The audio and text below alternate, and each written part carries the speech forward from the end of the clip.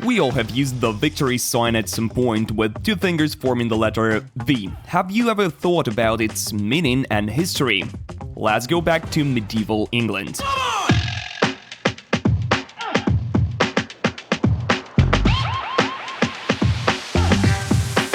English archers were famous in the foggy Albion. Hunting and archery were traditional trades in the British Isles.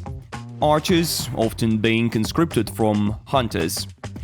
And how does the archer pull the bowstring? With two fingers. These ones. According to the legend, those archers who were captured by the French had their index and middle fingers cut off, so they could no longer operate their longbows. Creepy. And the V sign was used by uncaptured and victorious archers in a display of defiance and will to win. One of the famous examples of the V sign usage is the Second World War period, and it had become a symbol of victory thanks to the British Prime Minister Winston Churchill. He had often used the sign as a symbol of a victory and to raise the spirits of the British people during the war. In the 1960s, the victory sign became associated with peace and being against war, especially in the US. Those protesting against the Vietnam War and other activists began using the gesture to express their pacifist views. Today, the V sign has a lot of meanings depending on context. It's often used to display victory in sports and competition. It has also maintained as a symbol of peace and protests and movements. And finally, in countries like Japan and South Korea, people often use the sign when taking pictures as a symbol of happiness and friendship. The OK sign, joining the thumb and the index fingers in a circle with the other fingers extended away, has an interesting story behind it. One of the popular theories claims that it comes from the phrase "all correct," which was popular in the US at the beginning of the 19th century. It had the words "all correct" comically misspelled, starting with O and K respectively.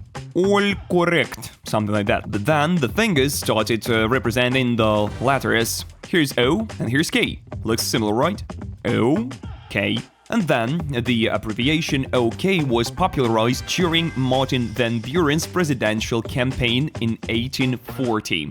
The 8th President of the United States, not to be confused with Armin van Buren. As a native of Kinderhook, New York, he was nicknamed Old Kinderhook, abbreviated to the same letters OK, which became part of his presidential campaign slogan. "I vote for OK," and his advocates started to using the OK sign as a sign of support. Later, during the Second World War, sailors and pilots started using the OK gesture as a non-verbal way to communicate that everything's fine or clear. Rock and roll. A gesture known as the sign of the horns. The index finger and little fingers are extended while the others are bent. The sign has an interesting and multi-layered history. Most of us associate it with rock music or metal, but its roots go much deeper. In Italy, the gesture is known as corna, and it's believed to be protection from bad luck. It has a long-held a mythical or a superstitious meaning. In Buddhism, the sign is known as Karana Mudra and is used in spiritual practices to expel demons, remove negative energy, and ward off evil. But the gesture was popularized by heavy metal singer Ronnie James Dio, who fronted Rainbow, Black Sabbath, and Dio. Dio started using the gesture on stage at the end of the 1970s. According to him, his Italian grandmother used it to ward off the evil eye as a protection from evil spirits. Dio decided to use the gesture as a symbol of magic and mysticism, and it was quickly picked up by the rock music crowd. Friends, this concludes our episode on the meaning of these popular signs. Don't forget to subscribe and leave a comment below.